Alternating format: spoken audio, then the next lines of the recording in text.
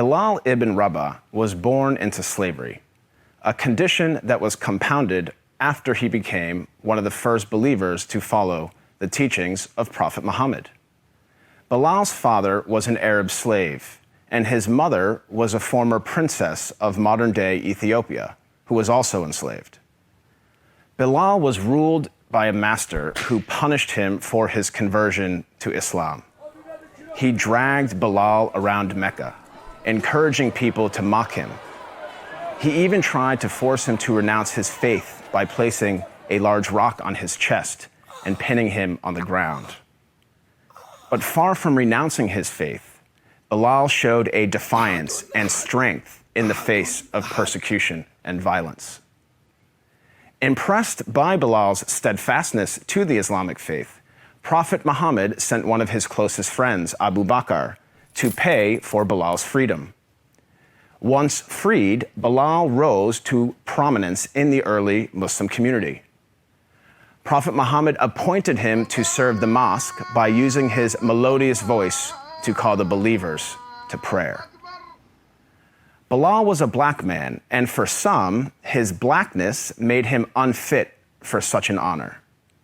On one occasion, a companion of the Prophet, a man named Abu Dar, disparagingly said to Bilal, "You son of a black woman."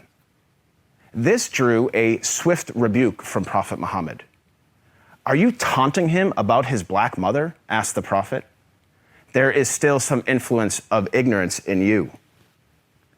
The ignorance the Prophet identified was rooted in the misguided view that a person's race reflects his or her moral character or social status. In fact, the Prophet's message of racial equality stood in stark contrast to the prevalent racial animosities of 7th century Arabia. Scholars refer to the period prior to the advent of Islam as Jahiliyyah, a time of ignorance, which included racism. Arguably, Prophet Muhammad was the first person in human history to declare, in no uncertain terms, that no person is above another by virtue of race or ethnicity. This declaration is crystallized in one of the Prophet's notable speeches, his last sermon, as it is known, which was delivered on Mount Arafat in 632 AD. In that sermon, the Prophet unequivocally condemned racism when he said, "All mankind is descended from Adam and Eve. An Arab has no superiority over a non-Arab, and a non-Arab has no superiority over an Arab. A white person has no superiority over a black person, nor a black person has any superiority over a white person, except by piety and good action." Ever since then, Prophet Muhammad's teachings on racial equality have inspired human beings to strive for racial equality and justice for all. Consider the life of Al-Hajj Malik al-Shabazz, more commonly known as Malcolm X, the black Muslim civil rights leader who battled racism in the 1950s and 1960s.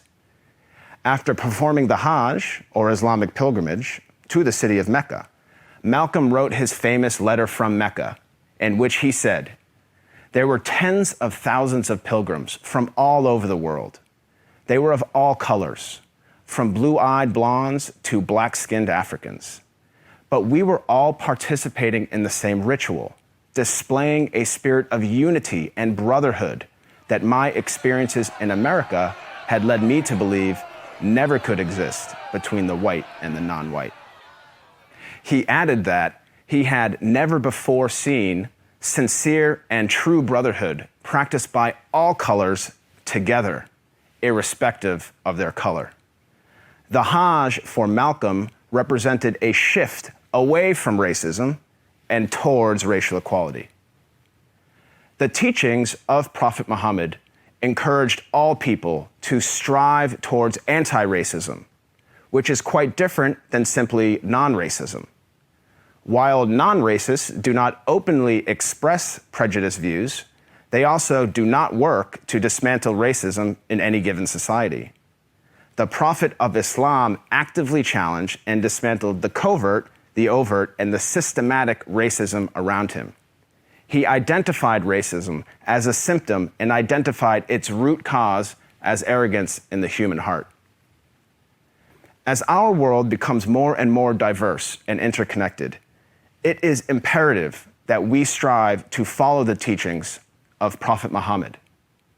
I am not a Muslim myself, but I have to say that I am deeply inspired by the anti-racism of Prophet Muhammad, because he showed that a person is distinguished over another not by race, but rather by the quality of one's character and conduct.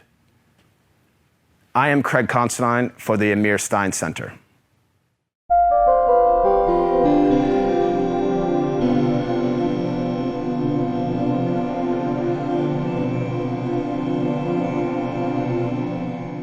This video was produced in collaboration with Alliance of Virtue. If you want to see more content like this, make sure to like, share, subscribe, and hit the bell notification so you don't miss any new videos.